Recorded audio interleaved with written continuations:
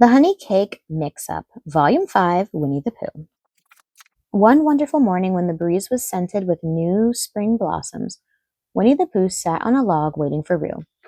"I know I promised to help Roo with something today," said Pooh. "I just can't remember what that something is." As Pooh licked some honey off of his paw, "Now, I remember, I promised to help Roo make a honey cake for Kanga's birthday." Just as Roo arrived, ready to begin pouring and measuring, and stirring and baking, the little kangaroo happily bounded inside and watched as Pooh peered into his cupboard. Said Pooh. "We have honey and eggs and butter, but we seem to be missing something. Perhaps we should go ask Rabbit what it is, but I know he's baked before." "Goodness gracious," said Rabbit, looking in his cookbook. "A honey cake is easy to make. All you need is honey, eggs, egg, baking soda, and flour."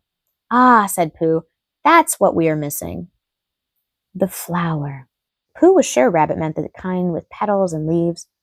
"I'd give you the flower," said Rabbit, "but I'm all out." "That's all right," said Pooh. "Roo and I can find it. Thank you for your help, Rabbit." And so Pooh and Roo strolled through the woods searching for the perfect flower for Kanga's cake. A little while later, they ran into Piglet. "We're looking for a flower," announced Roo excitedly. "So was I," said Piglet. "And I found a whole bunch of them." He proudly held out his small bouquet.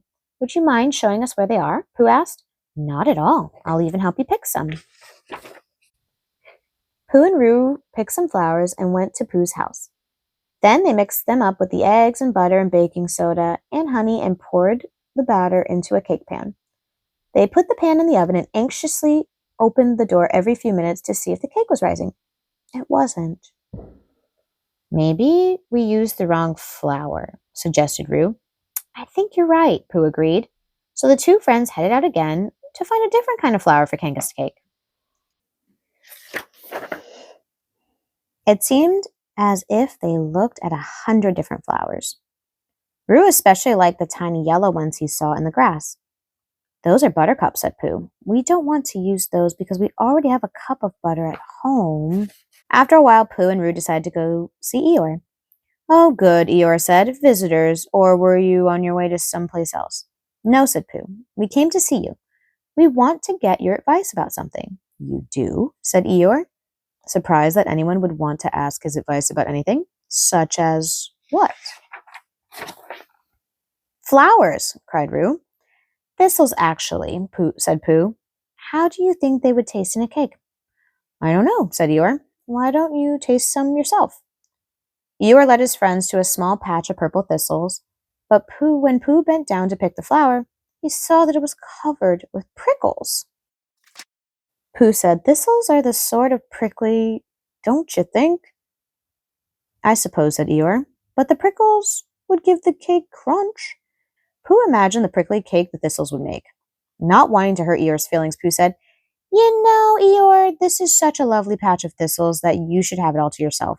Roo and I will find another patch, but thank you for all your help." After they left Eeyore, Pooh and Roo bumped into Tigger, or rather, Tigger bounced into them. "What you doing, Buddy Bear?" Tigger asked Pooh. "We're looking for the flour to put in Kanga's cake," explained Pooh. "Do you know where we could find one?" Roo asked, hopefully. "I know where you can find Tigger lilies," said Tigger. Pooh said, "You mean tiger lilies, don't you?" "Well, some folks call them that," said Tigger, frowning. "But these tiger lilies have bounce. Any cake you put in them is sure to rise." "What do you think, Roo?" asked Pooh. "Do you want to put Tigger lily in your mama's honey cake?" "Oh, yes," said Roo, jumping up and down with excitement. "She'll have the bounciest cake ever." As soon as Pooh and Roo got home, Pooh mixed the Tigger lilies with the other ingredients. Pooh let Roo stir for a while, then he poured the mixture into a pan. Before Pooh put the pan in the oven, Roo said, "It looks kind of funny." Pooh stared at the lumpy orange mixture. "That's because it's not cooked. It will look different once we bake it." But when Pooh took the pan out of the oven, nothing had changed. "Oh my," said Pooh. "This doesn't look like a cake at all. It looks like carrot soup." Roo peered at the goo and said, "What did we do wrong?" he asked in a worried voice. I think we should go see Rabbit again, said Pooh. He'll know how to fix it. Once Rabbit saw the soupy mixture, he said, Oh, Pooh, you forgot the flour. No, I didn't, said Pooh. No, we didn't, echoed Roo. Then you mustn't have used the right. Then you mustn't have used the white kind, Rabbit insisted. Oh, said Pooh, I see. But he wasn't quite sure that he did. Don't worry, Roo, said Pooh. We still have a few hours until Kanga's party. We will find a white flower in no time. As they were searching, Owl flew overhead. Hey, Owl, said Pooh. Do you know where we could find a white flower? Would a white rose do?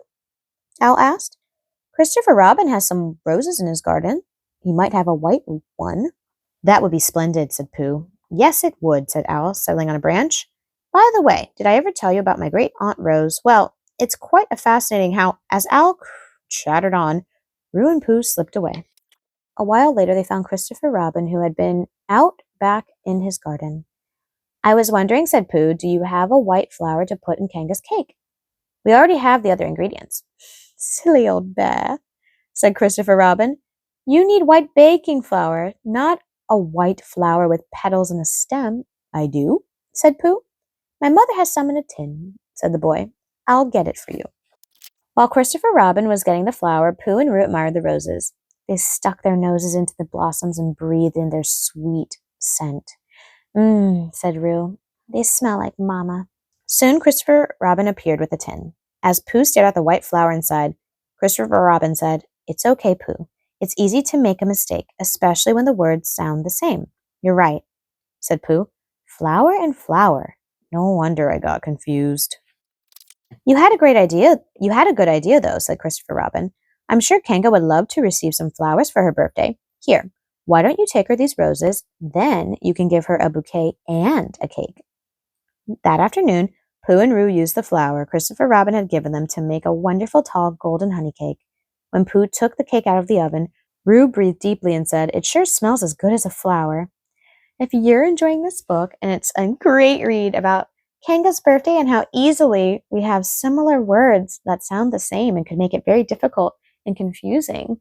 So it's very good to clarify and ask people to explain if you're ever confused. Please ask your parents to purchase this and the link below if you want to hear the rest of the story. Until next time, bye!